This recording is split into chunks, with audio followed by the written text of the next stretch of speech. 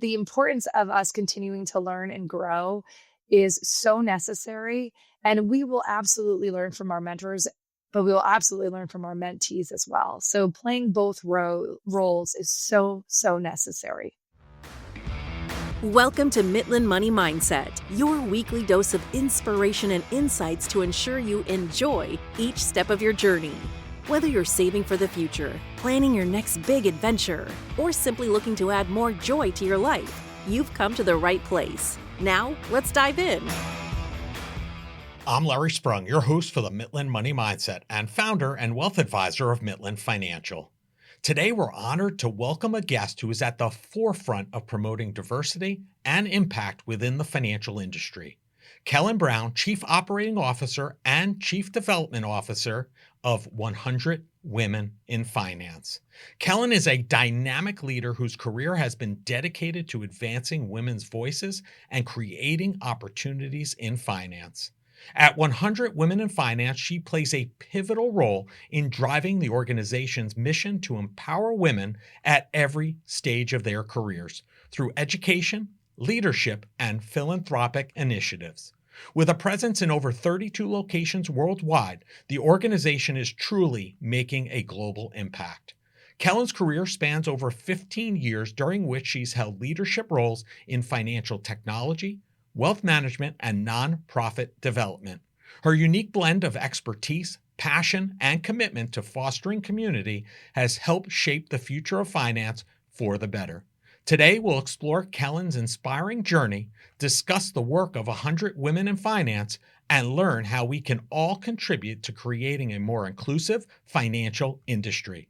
Get ready for an enlightening conversation with the remarkable Kellan Brown. Well, I am super excited today to have Kellan Brown. She is the Chief Operating Officer and the Chief Development Officer of 100 Women in Finance. Welcome to the show, Kellan. Thank you so much, Larry. It's great to see you. Yeah, same. And I'm glad we were able to get to do this. Now, one thing that I like to start out with, because I am always enamored, as well as our listeners, probably even more so, about how people got to where they are today, right? So perhaps, we'll spend a lot of time on your work today and 100 Women in Finance, but perhaps you could give our listeners a 10,000-foot view in terms of how did you get to be the Chief Operating Officer, Chief Development Officer of 100 Women in Finance? What led you there? Great question. I think it actually goes back to my childhood. So for those of you that don't know what 100 Women in Finance is we are a global nonprofit, and our vision is to have 30% of executive seats and global chair seats held by women in financial services. And I think it all started back when I was probably 7 or 8 years old. My younger brother had a heart transplant. And through our entire life, it's been ups and downs of how to handle his health and well-being. But along that has been so much about giving back and understanding what that meant of donating a heart to your brother to survive. Well, then he turned, I think it was 16, my dad had to donate his kidney. And then when he turned 33, my sister also donated her kidney to him to survive. And I always wanted to understand what the nature was around wanting to give back to people. And through executive coaching and therapy and leadership, I learned that a lot of that probably stemmed from my family. And so it's really been about wanting to give back and learn where my strengths were. So I spent an enormous amount of time through my career learning the traits of strong leadership and success when it came to business. And then I wanted to tie that into my personal mission. And that was around mentorship, women empowerment, and ultimately being in financial services. So that's really the story that doesn't get told a lot about why I landed here. Yeah, amazing. I had no idea about your brother. And how is he today? He's amazing. He's wonderful. He is 38 years old. He's married. He lives in La Jolla, just, 3 exits from me in California. And, he wasn't supposed to survive. So that's the other thing. You learn that very fine line of life or death. And we were brought in as kids to say goodbye to him.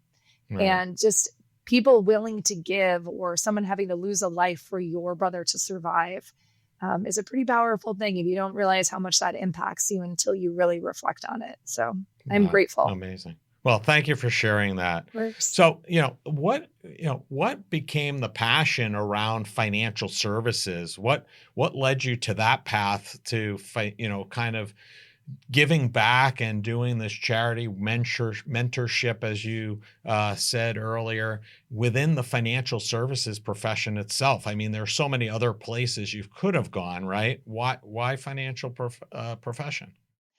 So I didn't start in financial services. I actually started in sports marketing. So totally different era, and then moved into commercial construction, which many people get shocked when I say that. I will tell you that industry is so special. I was there for 8.5 years. And the reason I ended up in financial services was actually because of COVID.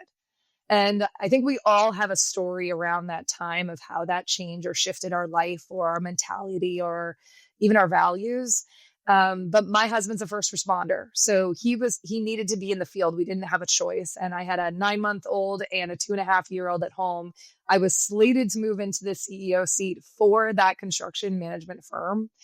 It was heartbreaking when I realized I needed to figure out a different solution.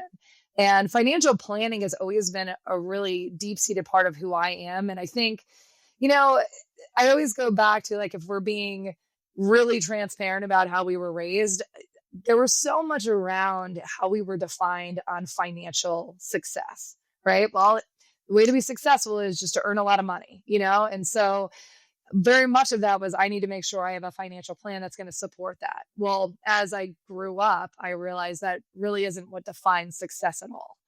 But I did understand and learn about it. So that was a passion, but it was really COVID that said, okay, I need to find an industry that I can succeed in, but also provides the flexibility to be at home. And so I sent an email out to probably 15 women in my circle of influence that have vast networks and shared my story. And I said, if you're looking for someone that has a strong background in executive leadership, knows how to build revenue, I really would love to be considered for any position. And I was given the gift to work for Finance of America. And that was about 5 years ago. So now fast forward, here we are. Amazing. And I would imagine that there's not a lot of female or women in leadership positions in construction. I mean, maybe I'm mistaken, but I wouldn't assume so. No, I might be assuming wrong. You're absolutely correct, Larry. And I think that was that was part of it. When I was brought into financial services, everyone said the same thing. This is a very male dominated industry. That's not wrong, but construction is way different. And so when you're sitting in that position, I can't tell you how many people looked at me like I had no idea what I was doing. And that's fair. It's that stigma of, you think that a female doesn't know how to actually manage a massive construction project. Mine was all about relationship growth and running the org, not the construction services of it. But I learned a lot there. And I think that's also what made me resilient to come into the industry, our industry, with no fear. Yeah, I think there are some parallels, clearly, as you mentioned, between the two in terms of, the lack of, women in both of the professions, for sure, just maybe in different fashions, right? Exactly. So, you talk about having an interaction with a boss at one point, a queen bee interaction of sorts that facilitated your specific passion around mentorship. Can you share that story with our listeners? I can. Well, Larry, you've done your research. This is the story I always tell when people say, well, why mentorship? What's the drive there? Larry, when you graduated from school, did you feel like you were ready to take over the world, or what was that energy when you graduated and got your first job? Oh, I was ready to go. Yeah. I remember being so cocky that I sat across the desk of somebody who was a leader of a financial services firm here on Long Island, and he asked me, which I was not really that prepared for, where I saw myself in 10 years, and I told him in his seat. And needless to say, I was not called back for the next interview. So so if that gives you any indication of where I sat right out of school, that's pretty much it. Oh yeah. And it's so funny. So your son, Zach, is a FinServ fellow, and we'll talk more about that here in a little bit. But we interview every single one of those students when they're applying to be a part of the FinServ Foundation. And oh my gosh, he reminded me so much of you because he is such a go-getter. But gosh, did he handle that in such a beautiful way. But I think by the end of the 15 minutes that we had, he was offering, like, let me know how I can help lead and let me know what I can do to support the organization. And you don't see that from many people. So Thank you. well, anyway, he has that same mentality and drive that both you and I do. But I came out of school ready to go. I was ready to hunt. I wanted to be successful. I wanted to learn everything. And I landed with a boutique sports marketing firm with a female president who I reported directly into. Well, as we know, when it's your first job, we have nothing to compare it to. So you think this is what it is. And it wasn't until my sister heard us on a Zoom call, or maybe it was a phone call on speaker at that time. But she said, Kellan, is that how you're typically treated or talked to? And I said, yes, not really thinking about it. And man, when you take a step back and start to actually listen to how people treat you, it's a little scary. I mean, there was a lot of belittlement. There was very competitive behavior.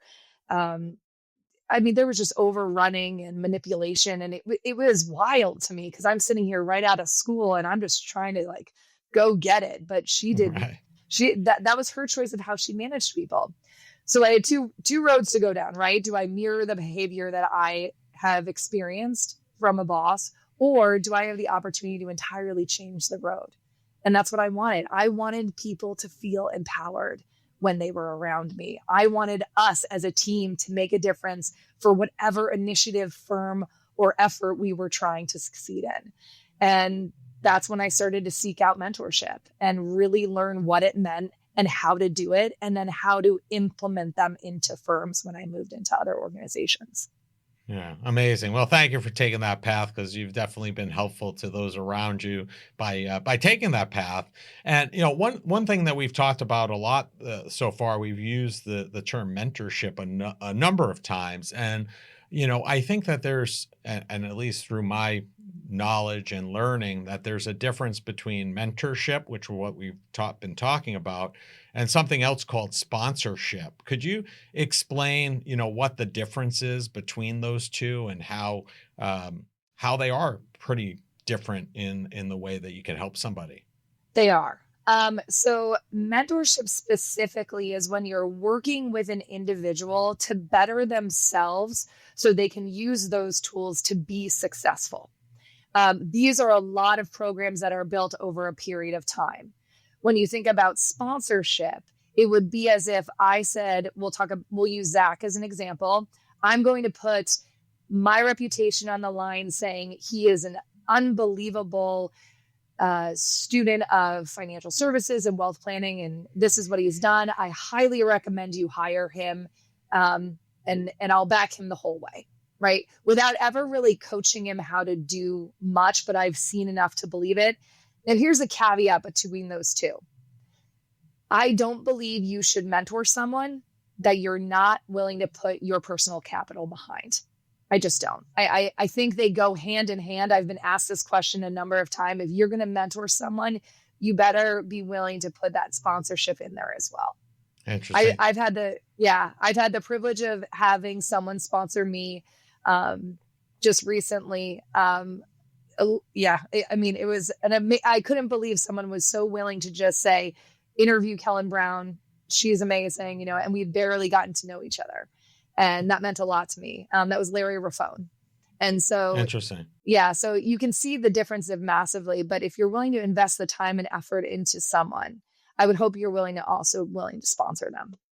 So do you have to mentor them first in order to sponsor them, or it doesn't necessarily have to work that way? You kind of know, if you know, and you could go ahead and just move on to that sponsorship. Because it sounds like to me, sponsorship is really an elevated version of mentorship, really. To a degree. I think it depends on the person.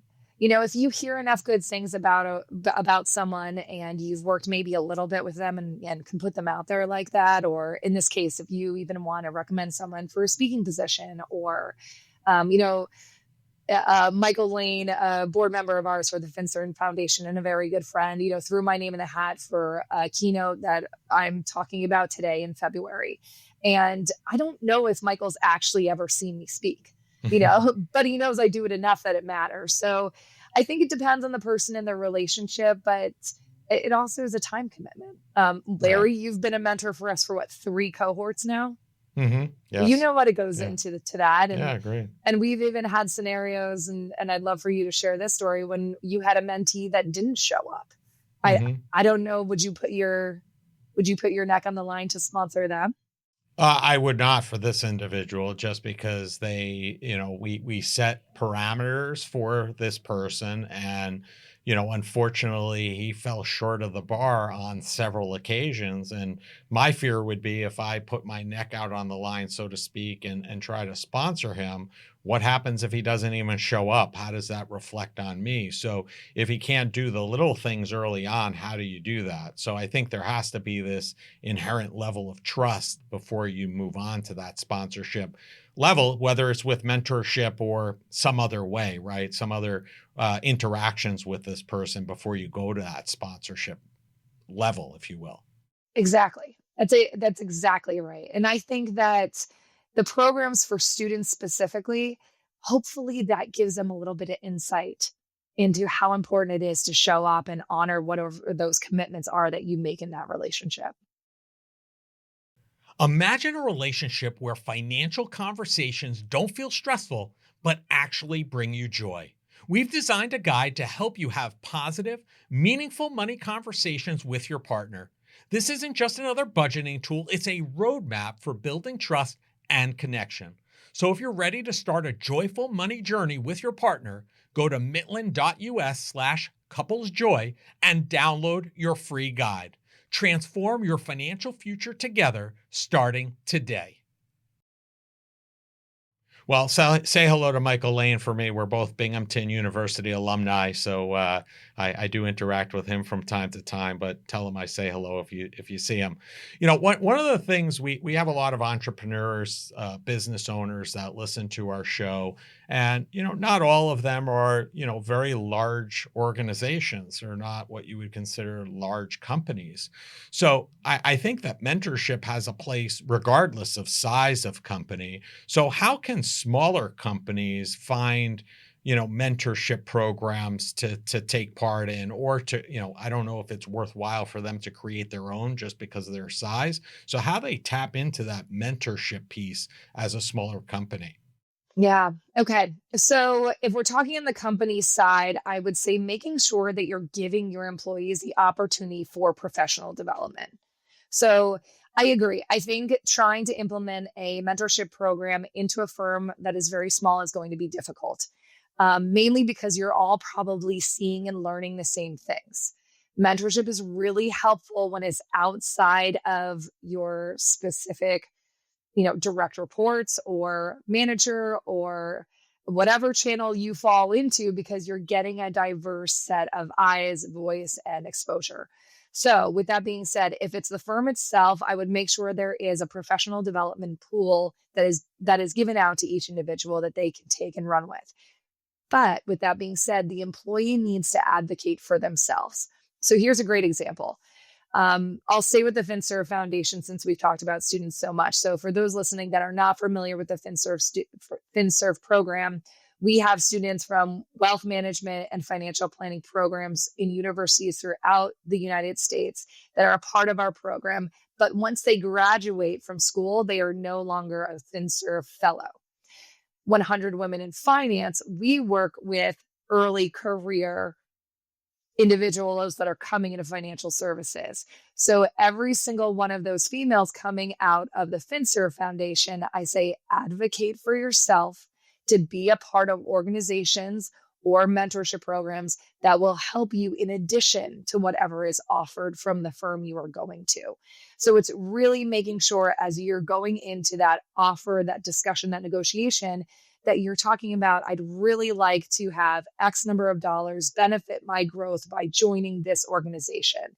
So FinServ Foundation for students, 100 Women in Finance for women that are moving into financial services, offers the education pillar, offers the peer engagement pillar, and offers the impact pillar. The CFP board, I think, has a mentorship program. I know that we have Savvy Ladies, that there's another women's work around that. I don't want to limit it just to women, even though this is really where I do most of my work. But there's also the informal ask. So Larry, there's no way that you haven't had mentors because you have offered so much of your time to our next generation. Did you ever have an informal relationship with someone that was considered a mentor to you? I mean, I think there's always been people along my journey that I've looked up to. I don't know that we've necessarily formalized it in such a way that says, "Hey, you're a mentor. I'm looking for you for mentorship." Mhm. It was typically older folks who were more seasoned, more experienced, whether they were in our profession or not, and just learning from them, learning how they interacted, how they handled business situations and making decisions. So there have been a number of different people, and they've changed along the way based upon, the knowledge set I was looking to acquire and lean into. So yeah, 100%. Yeah. And I think that is something so valuable as we grow, we see people that inspire us.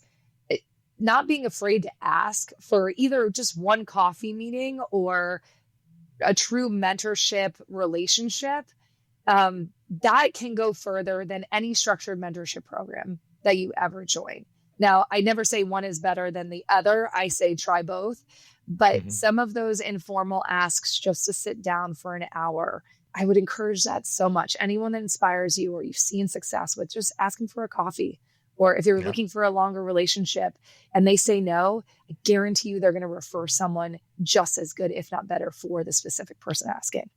Yeah. So I think what I'm hearing is you don't necessarily need the infrastructure, but you have to encourage and allow and encourage your employees or the stakeholders that work for you to explore that outside of their existing workplace and have them feel comfortable looking out to get that mentorship. Because in the end, it helps them, and by helping them, that helps you. So it's a Exactly. win-win-win. It sounds like. Exactly. And if there are firms that are really gung ho about implementing a mentorship program, it's a time commitment, but now there's so much technology that supports Right. that. I mean, we're talking 97% of Fortune 500 companies now have mentorship programs that are formalized. That's pretty Amazing. incredible. Yeah. Yeah. Yeah.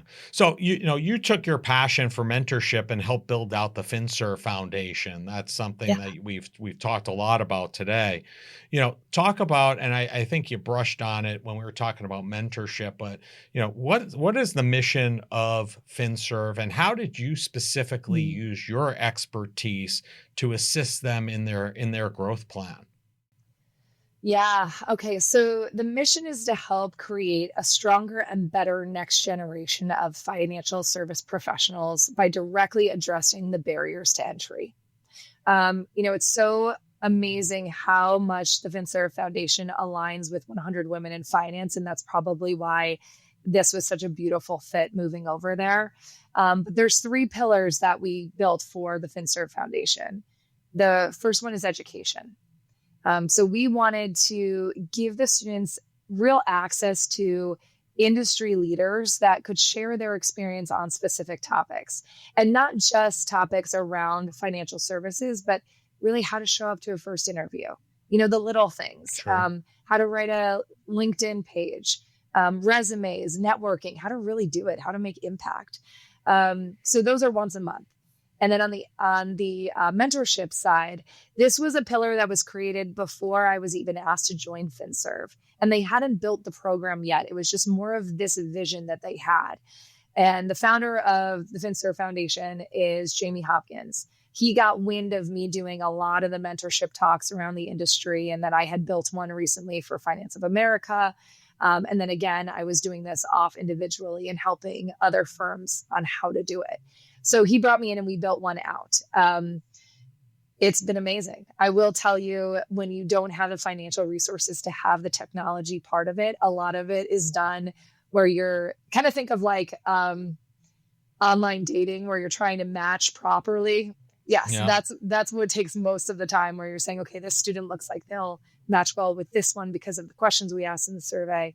But yeah, we built that program out, and we have over 200 participants that work with us in every cohort. So 400 total every year. And we've been running it now, I think, for, I'm going to say 5 cohorts. And it's been a really, really beautiful opportunity to learn the stories and continue to grow that program. Amazing. Yeah. Amazing. And then our last pillar, which is worth mentioning, is the community side of it. And that's where we bring the students to the conferences, Larry, where we've seen you a number of times. And they have access to individuals to network, put those skills into play that we've taught them through the education side and the mentorship side, and hopefully utilize that to get an internship or a job. Awesome. Yeah, you could definitely see the impact that that it's having, and you've only really like scratched the surface. 5 cohorts, the number of students that you've affected is small, but you could definitely see the impact already starting on those folks. It's so Now, true. given all your experience with mentorship, if I'm listening to this and I'm somebody newer to my profession, newer to the working world, or somebody that's been in my career for a while, I just haven't leaned into mentorship, what are your best tips for those people that are new to their career on how to, lean into that mentorship component? I first would take a look at what you're trying to achieve in your career. Every year, I just recently did this. I have 3 parts of my life that I set goals for. It's professional, it's personal, and then the third category is whatever I want it to be that year. The past 8 years have really just been family, right? Like, how do I want to better Sure. intentionally improve our family and relationships? Well, I would do that exercise on the professional side and see where you want to be in 5 years. And then go seek out that person that's achieved that, someone that really inspires you, and ask them the steps that they took to get there. If you're looking for something super structured, you can absolutely go down the route of joining the organizations that have nonprofits. But I would definitely encourage, if there's a clear path that you want to achieve or there's specific goals, go find a person that's done that, because they will tell you exactly how to get there. Yeah, I think that's a great point. I tell my kids, and I've told others this, the old saying, like, you're a reflection of your 5 closest friends, right? Or Yes. the 5 closest people you associate with. And I say to them, to some degree, there's some level of mentorship in that, because if you look Mm. at those 5 folks, right, I feel like 2 of the 5 should be ahead of where you are and kind of where you want to go, so you can learn from them and be mentored. One should be on the same level as you, so you can kind of commiserate, have conversations, learn and grow together.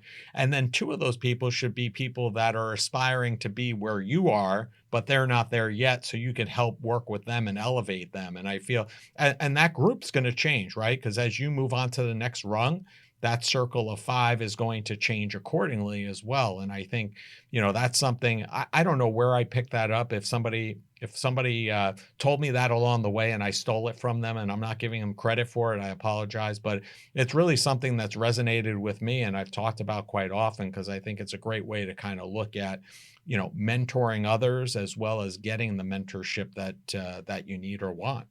It's so true. And what do they always say, Larry? If you're the smartest one in the room, you better leave the room. Yeah, It's agreed. it's Agreed. so true. And I love that. I think one of the big pieces too is, if you are looking to become a mentor, um, make sure that you have one yourself. Hmm. The importance of us continuing to learn and grow is so necessary. And we will absolutely learn from our mentors, but we will absolutely learn from our mentees as well. So playing both Yes. roles is so, so necessary. Agreed. I think I learn more from the people that I mentor than, other people sometimes, because They have interesting, ways of thinking about things that I've never even thought about. So, as somebody like yourself who's taken their core skill set around mentorship and successfully transitioned from, one industry to another, what advice do you have for somebody who may be thinking of doing or seeking to do the same, taking that skill set and transitioning? Okay. I love talking about this because I struggled to figure out how to switch from one to the other, especially when I was in the construction industry and wasn't really ready to leave. But I really had found such a great home there, but I knew I couldn't stay in it for the scenario that we were in with COVID. So the most important thing is take the actual industry out of your work. Like if you were to completely remove everything that you do in that industry, what are your strongest traits? For myself, it was, okay, I can build teams. I'm really good at building relationships. I know how to ask to close the deal. And that was a really big one, right? Okay. So revenue has always been part of my career. I think I started out making $30,000 because I wanted to see what I could do on a high commission structure. It was the best thing I could ever do for myself. It was such a fun experience. I will always talk about that if anyone asks. But pay attention to what you're really good at when it has nothing to do with the industry, and then lean into that. So build out your resume and your core competencies around that. All you see in my resume is executive leadership. It really is. I've spanned across 3 different industries as an executive leader for 15 years. I'm a revenue driver and an industry mentor. It doesn't actually talk about what industry that I'm in. Mm-hmm. So I would say lean into that, know the values. And if there's a specific role that you're applying for in a different industry, there is so much AI now that is playing into this. Use those keywords. Pay attention to what they are really, really want and put that into your offer letter or the recorded interview or the resume itself so that they know that that's what you're looking for. But anyone that's looking to move or transition over an industry, that's one of those moments where I say, grab my email from this podcast and let's talk. I'll give you 20 minutes at no cost and tell you how to do it. Right. And then I guess you could also add in, if you know somebody who's willing and able to sponsor you to get into that new industry, that's a great tool to get around the AI keywords and all that stuff that might filter you out when all said and done. Well, that's actually the most important thing. If we're talking about jobs specifically, oh my goodness, your network is your greatest asset. It really is at the end of the day. When you have an introduction into anything, that is what's going to help you close the deal fast or slow. You're going to have to foster those relationships, never burn a bridge. We hear that all the time. That is so, so important. I can tell you right now, if I wanted to go back to the company that I left, I know that I would be offered a position there. It is so important to make sure that you foster those relationships and never leave a bad taste in anyone's mouth. Agreed. And I agree. Your network equals your net worth as far as I'm concerned. So is that another one, Larry? That is another one. I don't know. Larryism? I don't know. I can't take credit for it because I'm sure I stole it from somebody else along the way. I heard somebody say it and it stuck with me. But, Kellan, it's been a pleasure having you on the show. We end each of our shows asking our guests the same final question because this is the Mitlin Money Mindset and we are all about joy. And that is, what did you do today that brought you joy and put you in the right mindset for success? Well, it's 9:00 in California right now. So I will tell you, when I was thinking about this question, I have put myself in a position to define my days and create flexibility that brings joy in every piece of it. So this morning I had the privilege of taking my kids to school. They go to school early, which is wonderful because I get to start my day early. Yeah. But that moment is so, so important to me because I want to be a present mom. That's one of my goals in life. And then I'm looking at my calendar right now and I had the privilege of talking to you for an hour. Larry is one of our most, I would say, present mentors, attends all of our training programs. You don't typically have to do that when you've already attended once. And that means the world to me. So this just connection and touch base is wonderful. And then I'm about to jump on a call for the keynote for SAI. I'm meeting with one of my founders for a board that I sit on for a fintech firm, and I'm meeting with one of my mentees, as well as I think 6 other calls in there around my day job. So that's Awesome. what brings me joy. Yeah, well, enjoy dropping the kids at school because I thoroughly used to enjoy that, and now they drop me off at work so they could take the car when they're actually home, right? So I get it. Enjoy those moments. But so if people want to learn more about you, Kellan, or learn more about your story or 100 Women in Finance, right? We're going to have all your information in the show notes. But what's the easiest and the best way for them to do that? Yeah, find me on LinkedIn. I am one of those that unfortunately is not on Facebook or Instagram.